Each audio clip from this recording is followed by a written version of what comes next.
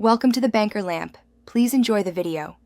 You begin by confirming prerequisites, an AI-capable app or library and access permissions. Once ready, open the editor or IDE and create a new file with the right extension. This ensures tool compatibility. You should paste a minimal prompt or seed data to guide generation and save a named draft immediately. As you work, keep naming conventions consistent so automation hooks find the file. Make sure to set encoding to UTF-8 for multilingual text. This avoids character errors later. You now focus on content creation. Craft a concise prompt that specifies structure, tone, and length so the model returns usable output.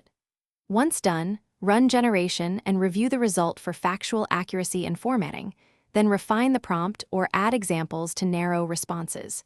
You should split large tasks into smaller prompts and combine outputs into sections.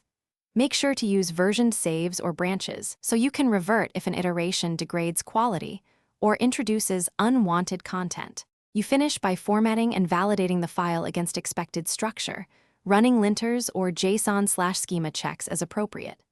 Once validated, export a backup and add a short changelog describing prompts and model parameters you used.